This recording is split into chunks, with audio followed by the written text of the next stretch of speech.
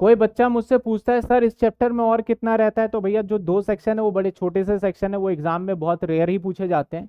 जितना हमारा पेपर के पॉइंट ऑफ व्यू से सब कुछ हो चुका है, कोई भी क्वेश्चन आप उठा के करोगे हो जाएगा। चलिए सर, कहता है मिस्टर अनीश, सॉरी आशा,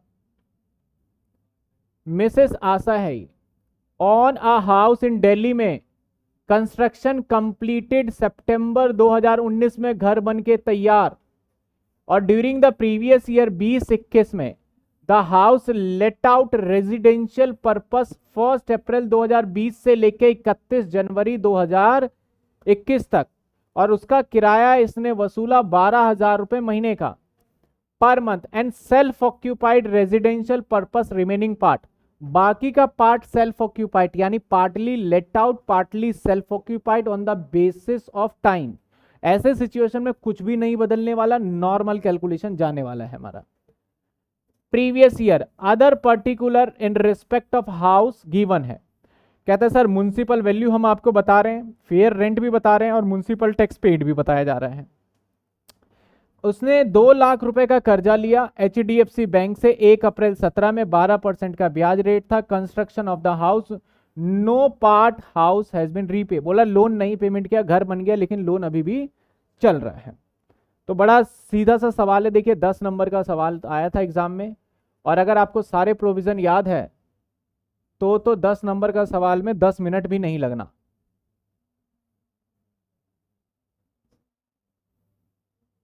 आपके सामने एग्जाम वाले क्वेश्चन है ये।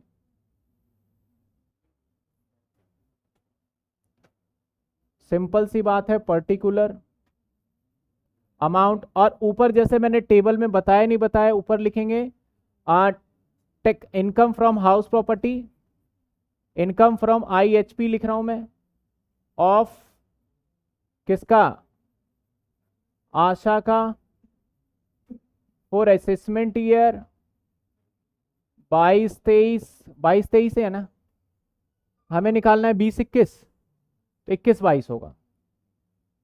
20-21 है तो सर 21-22 होगा। 21, कोई दिक्कत? सर MV से स्टार्ट करते हैं। MV क्या इसको बांट दे हम? कहता है कि घर कुछ दिनों तक हमने रखा और कुछ दिनों किराए पे, क्या इसको बांट दे या नहीं बांटेंगे?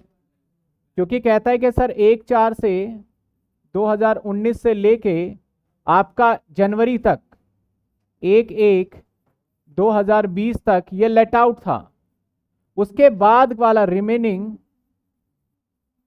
रिमेनिंग जो बचे 3 महीने वो SO था। तो क्या इसे हमें इस रेशो में बांटने की जरूरत है क्या? जवाब नहीं। लॉ जो पढ़ा था 23 नंबर सेक्शन नंबर 23, उसमें हमने सिचुएशन में देखा था कि सर कुछ भी नहीं बटेगा। हाँ एरिया होता तो बट जाता, एरिया वाला भी देख लेंगे। सर म्युनिसिपल वैल्यू चुपचाप हमें लिखना 1 लाख, टेंशन ही नहीं लेना। मन करेगा कि भैया बांट लो, लेकिन उसका कोई फायदा नहीं है ना। 1,10,000 SR नहीं दे रखा सर, SR नॉट एप्लीकेबल। इन दोनों में से हम क्या ले लेंगे? ER दोनों में से हायर आएगा, 1,10,000। ARRR आ जाएगा सर। ARRR की हम बात करें तो निकाल लेते हैं कैलकुलेशन। कितने रुपए किराए? 12,000। और कितने महीने तक चेक करते हैं, हमने कब तक किराए पे दिया था? सर किराए पे दिया 31 जनवरी। 31 जनवरी है, 9 महीने नहीं 10 महीने। कितने महीने? 10 महीने, 1,20,000। तो सर मकान मालिक खुद ही बोल रहा है हमारा ज्यादा है, तो कोई बात नहीं, GAV आ गया हमारा 1,20,000। माइनस में म्युनिसिपल टैक्स, क्या पेमेंट किया है? जी हाँ पेमेंट किया है। कितने रुपए? 6,000। तो ये आ गया हमारा NAV। देख रहे हैं कितनी जल्दी जल्दी क्वेश्चन हो रहा है। 1,14,000 माइनस में 24A आपका 30%, और माइनस में 24B। कहानी यहीं आके रुकती है बच्चों की। कितने आ रहे हैं? 34,200। सर अब कहानी रुकती कहां पे? इंटरेस्ट पे। चलिए लोन लेने की तारीख है, कहता है 15 सितंबर 19 में कंस्ट्रक्शन कंप्लीट हो गया। 19 में ड्यूरिंग द प्रीवियस ईयर इसने जो लोन लिया है वो लोन लिया है, कब लिया है? कब लिया? 1 अप्रैल 17, 1/4/2017। सर लोन तो ले लिया। अब बात करते हैं हमारा ईयर जो कंप्लीट होगा अकाउंटिंग ईयर वो होगा 31/3/2020। 20-21 का है या 20-21 खत्म होगा सर 21 में अकाउंटिंग ईयर। यानी इस साल को तो मैं सेपरेट ही ले लूं, इस साल को पहले कट मार लेते हैं। ये होगा हमारा स्टार्ट 1/4/2020 में, यानी ये करंट ईयर है। अब सर अब चेक करो घर कब बना। घर बना हमारा 15 सितंबर 19 में, सितंबर है, यानी सर 1/4/18 से ये खत्म हुआ होगा। सितंबर है ना, 1/4/18 नहीं, 1/4/19, 1/4/19 और खत्म होगा ये 31/3। कुछ इस साल के अंदर हमारा घर बन के तैयार हो गया, इस साल के अंदर हमारा घर बन के तैयार हो गया। यानी प्री कंस्ट्रक्शन पीरियड जो माना जाएगा इससे पहले वाला टाइम माना जाएगा। समझिए बात आपको, इसके बीच में क्या हुआ नहीं हुआ उसकी बात नहीं कर रहे हैं, इससे पहले वाला टाइम। यानी ये वाला साल, यहां पे तो उसने घर बनाया डिडक्शन ले लिया होगा, तो इससे पहले वाला माना जाएगा। तो 1/4/17 से 31/3/18 अभी भी पीसीपी है। उसके बाद 1/4/18 से 31/3/19, यानी सर कितने महीने, 2 साल, दैट इज 24 महीने। अब इसका इंटरेस्ट कैसे निकालेंगे सर, 2 लाख इंटू में 12/100 इंटू 24 डिवाइडेड बाय 12 इंटू 1/5। सब एक ही बार कर लो, कैलकुलेटर तो है ना, अलाउड है कैलकुलेटर एग्जाम में, ध्यान रखिएगा। कितने आ गए, 9600, 1000 नहीं आएगा, 100 आएगा शायद, 96। अब मुद्दे की बात आती है, सर इस साल का कोई ब्याज करना है क्या, घर तो कंप्लीट हो गया। अब चेक करना होगा घर कंप्लीट हुआ, लोन का पेमेंट हुआ या नहीं हुआ। अगर क्वेश्चन कुछ नहीं बोलता तो अजम्पशन लो के लोन का पेमेंट, अगर क्वेश्चन बोलता है नहीं हुआ तब तो नहीं है, और क्वेश्चन बोलता है पेड हो गया तो हो गया। जैसे पिछले वाले सवाल में 3 महीने बाद पेमेंट हो गया था। यहां पे सवाल ने बोला कि हमारा no part loan payment has been so far, तो सर यहां पे पूरा आउटस्टैंडिंग होगा, तो करंट ईयर का जो ब्याज बनेगा वो पूरा ही बनने वाला है सर 2 लाख पे। सिंपल सी बात है, 12%, दैट इज आपका 24,000। तो डिडक्शन के लिए एलिजिबल 24 और प्लस 9600, तो 24,000 प्लस 9600 कितने हो गए, कितने, 34 35 24 और, अच्छा सर ये भी माइनस ये भी माइनस, सवाल खत्म, answer done. Income from house property 45,900, 200 है ना, पॉजिटिव। चलिए ये सवाल भी कर लिया, किसी के दिक्कत परेशानी बताइए। सर इंटरेस्ट से पहले वाला बता दो, इंटरेस्ट से पहले वाला क्या बताना है, ये सारा तो सिंपल, आप बताइए कौन सा डाउट है।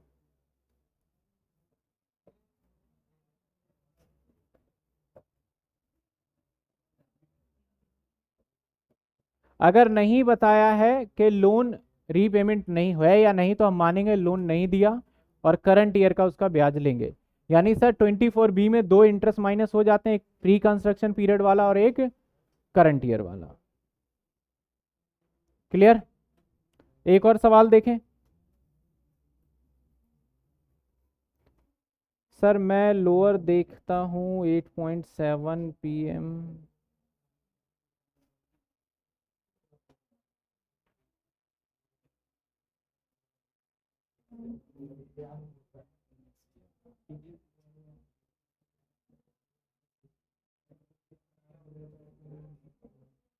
बच्चे कह रहे हैं सर 46,200 आएगा, गलत निकाल के बताया, किसने निकाला, फिर से माइनस करो, माइनस करके बताओ क्या आएगा, 46,200। नहीं पीछे वाले तो कुछ बोल ही नहीं रहे, कुछ आता ही नहीं उनको।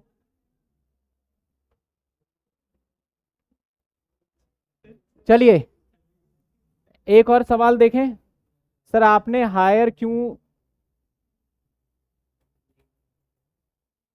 क्यों देखा हायर, ऑब्वियस सी बात है, हम एक्सपेक्टेड रेंट ARRR में हमेशा हायर ही लेते हैं, तो हायर ले लिया। पीसीपी 24 महीने क्यों लिया? देखो सवाल के अंदर मैंने डेट भी लिखा है भाई, यहां से यहां तक घर नहीं बना, यानी सिंपल सी बात है ना, पीसीपी का निकालते कैसे हैं, जिस साल घर बना है ना उस साल को छोड़ दीजिए, उससे पहले 31 मार्च जो आ रहा है वो, और जहां पे लोन लिया है वहां तक का पीसीपी होता है। सर क्या कह रहा है सवाल में, क्वेश्चन क्या कहता है, पढ़ते हैं। क्वेश्चन में कहता है mister R on house property Delhi from the following information submitted to you, compute income from house property assessment year 21-22। 21-22 का मतलब आपको 20 और 21 के लिए सारा जवाब देना है।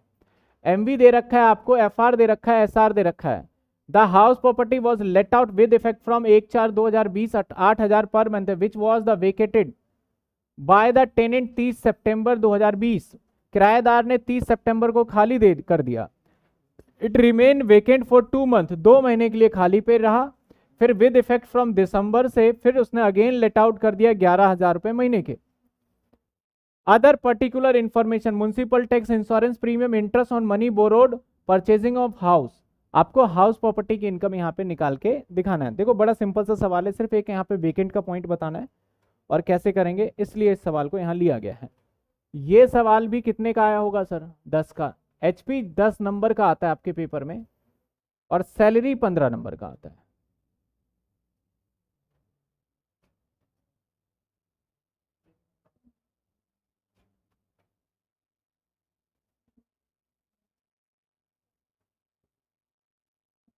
चलिए सर,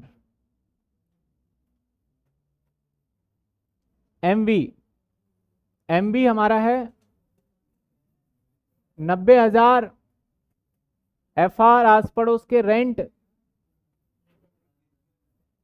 और हमारा आ जाता है आगे एसआर सर कितने का? 1 लाख। एसआर के बाद आगे चलते हैं, ईआर निकालेंगे। ईआर इन दोनों में से हायर लोअर। अब निकालेंगे ARRR। सर ARRR निकालेंगे तो क्वेश्चन खुद कह रहा है चिल्ला चिल्ला के कि 1/4/2020 को किराए पे दिया और सितंबर 30 को किराएदार भाग गया। सितंबर 30 में किराएदार चला गया यानी 6 महीने रहा। फिर से 2 महीने खाली था यानी अक्टूबर खाली था और नवंबर दिसंबर, यानी 1 दिसंबर से, यानी 1/12/2020 से लेके 31/3/2021 तक फिर किराए पे दिया। कितने होंगे? कितने होते हैं? 7 होते हैं। एक बार दोबारा गिनिए। सर यहां पे किराया था 8,000 पर मंथ और यहां पे किराया बनता है 4 महीने का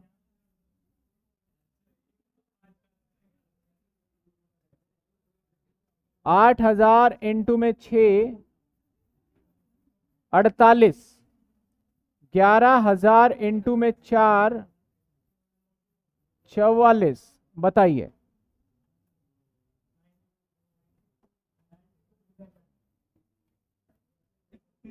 अब यहां पे घर रहा खाली, वेकेटेड रहा, 2 महीने के लिए घर था खाली।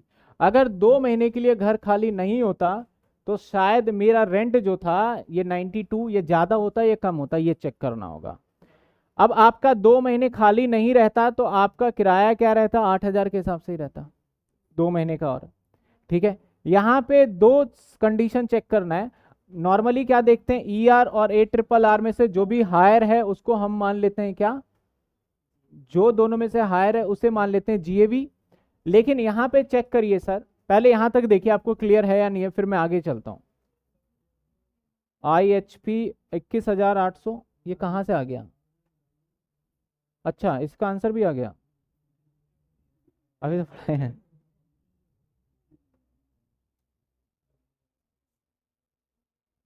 एक मिनट, जल्दी बताइए आप देख के।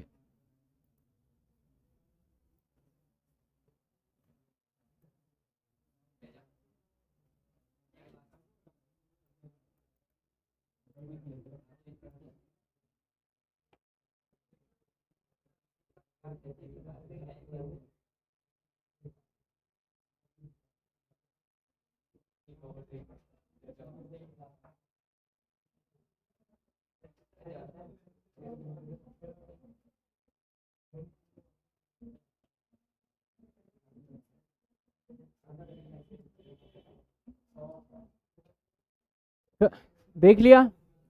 अब मैंने आपको बताया था सर, अगर 12 महीने का एक मन में कैलकुलेशन लो, क्योंकि वो कहते हैं कि सर हायर हम तभी मान लेते हैं पूरे साल 12 महीने चढ़ा होता किराए पे, तो क्या 1 लाख से ज्यादा होता या कम? 2 महीने जोड़ते 16,000 रुपए और, तो आप 92 में 16,000 और जोड़ोगे, 2 महीने खाली पे था ना। अगर आपका पूरे साल किराए पे रहता तो डेफिनेटली 1 लाख से ऊपर का किराया जाने वाला था। यानी हम जो गवर्नमेंट का स्टैंडर्ड रूल है, गवर्नमेंट कहता है आपका 1 साल में 1 लाख होना चाहिए। मैंने कहा सर मैं मना कहाँ कर रहा हूं, मैं तो कह रहा हूं 1 साल में आपका पूरे 1 लाख से ऊपर भी हो सकता है, जो कि मेरा 16,000 आ रहा है, लेकिन कुछ महीने खाली रहा इसलिए किराया था।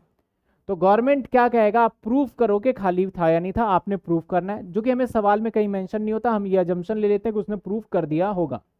मान लो ये होता कि भैया 5,000 रुपए किराए थे और वो 6 महीने के लिए, 2 महीने के लिए खाली था, फिर हमने दे दिया 4,000 रुपए महीने, बाकी के 4 महीने, तो ये हो जाते हैं सर 30,000 रुपए और ये हो जाते हैं 16,000। तो 2 महीने जो खाली रहा, कितना भी कुछ भी कर ले तो 1 लाख तो नहीं जाएगा।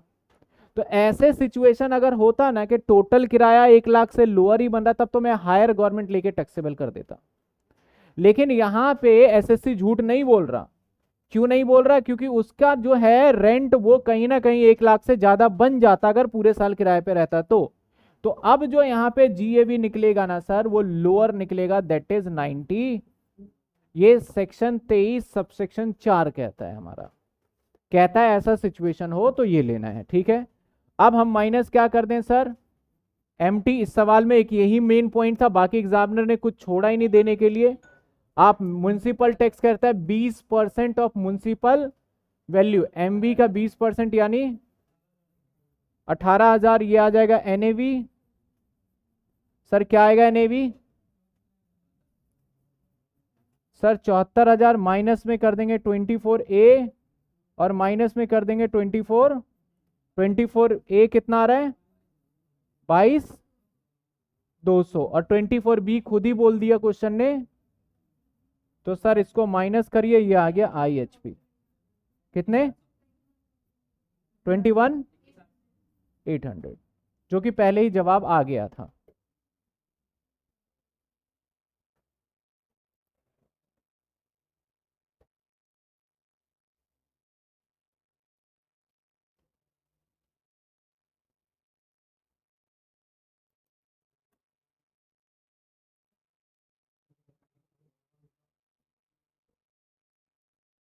अब चेक करिए ठीक होगा, फिर से देख लीजिए आपको जीएबी क्लियर है या इसके सिचुएशन फिर से बना के बता दूं। देखो वैकेंसी के केस में दिक्कत है, बाकी अगर किसी केस और होता तो नहीं। हमें सबसे पहला काम, जब खाली घर है तो हमें क्या करना है, टोटल एक बार कैलकुलेट करके देखना है कि जो टोटल किराया बनता है पूरे साल का, वो एक्सपेक्टेड रेंट से ज्यादा बन रहा है नहीं बन रहा है। खाली है उसे भूल जाइए, खाली है उस बात को भूल जाइए, आप पूरे साल को एक किराए पे लीजिए। अगर एक्सपेक्टेड रेंट से ज्यादा बन रहा है हमारा ARRR 12 महीने का, तो लोअर वाला पार्ट आ जाएगा। लेकिन इन केस आपका एक्सपेक्टेड रेंट अभी भी ये आता, मान लेते हैं 1,05,000, तब क्या आता? 1,05,000 हायर ही आता, तब लोअर कॉन्सेप्ट नहीं लगता। लेकिन अगर इन सभी को टोटल 12 महीने का मान लेते हैं और तब भी 1 लाख के बराबर नहीं हो पाता, तब क्या आता मान लो? नहीं समझे? देखिए मैं बता देता हूं। केस नंबर 1, सर मेरा जो एक्सपेक्टेड रेंट है ना वो है 1 लाख। मैंने कहा मेरा रेंट जो रिसीव हुआ है वो 5,000 रुपये 6 महीने तक और 6,000 रुपये बाकी के मेरे 4 महीने तक। यानी मैं बताना चाहता हूं ARRR दैट इज कितने हो जाएंगे, 30,000 और 24,000 मैंने बता दिया 50। अब सबसे पहले वैकेंसी है या नहीं है, बिल्कुल है सर, 10 महीने का डिटेल है तो 2 महीने का क्या रहा होगा। अब सबसे पहले आप मन में कैलकुलेट करो, एक अजम्पशन लो कि ये 12 महीने तक किराए पे रहता तो क्या होता, पूरे 12 महीने तक रेंट पे रहता तो क्या होता, एक अजम्पशन लो। सर 12 महीने तक होता तो ज्यादा से ज्यादा 2 महीने तक 6,000 और जोड़ देते हैं, या ज्यादा से ज्यादा 5,000 2 महीने और जुड़ जाता, यानी 10 से 12,000 और जुड़ना था। 10 से 12,000 जोड़ने के बाद भी तो 1 लाख से ऊपर नहीं जा रहा। अगर आपका पूरे साल भी किराए पे रहता तब भी तो गवर्नमेंट यही कंसीडर करने वाला था, यही ना।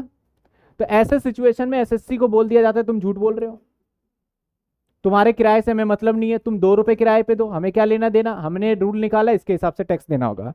तो यहां पे ऐसे सिचुएशन में जीएवी जो होगा वो होगा 1 लाख। सिचुएशन नंबर 2 देखिए, एक्सपेक्टेड रेंट हमारा है 1 लाख, और मेरा जो रेंट है, मैं पिछला ही सवाल ले लेता हूं, 8,000 रुपये महीने का था, ये था 6 महीने, 11,000 रुपये महीने का था 4, तो 8,000 के हिसाब से कितना बनता है सर 48, 11 के हिसाब से कितना बनता है 44, टोटल कर दिया तो 92। यानी सर 2 महीने की वैकेंसी है, या 2 महीने पे किराए पे रहता, या तो 8,000 के हिसाब से चढ़ाता या तो 11,000 के। मान लो 8,000 के हिसाब से 2 महीने पे चढ़ाते आप तो 16,000 और एड ऑन कर देते तो कितना बन जाता, यानी गवर्नमेंट अगर मैं पूरे साल किराए पे रखता तब भी गवर्नमेंट का जो रूल है उससे कहीं ज्यादा बन रहा था। तो गवर्नमेंट कहता जी आप जो बताएंगे वही किराया वैलिड माना जाएगा। तो मैंने बोला सर मेरा अभी फिलहाल ARRR जो बन रहा है वो बन रहा है 92। बोला आपका रूल ठीक है, आप कम किराया नहीं दे रहे, तो ऐसे सिचुएशन में यहां पे जीएवी क्या माना जाएगा, लोअर। तीसरा केस देख लीजिए, मान लेते हैं एक्सपेक्टेड रेंट है मेरा 1 लाख, और मेरा रेंट जो है, रेंट मैंने दिया सर 20,000 रुपये महीने के किराए पे दिया मैंने, 20,000 रुपये महीने के किराए पे दिया 8 महीने तक, 4 महीने खाली रहा मेरा, 20,000 महीने का किराया दिया, 4 महीने क्या रहा, तो मेरा ARRR क्या होगा 1 लाख।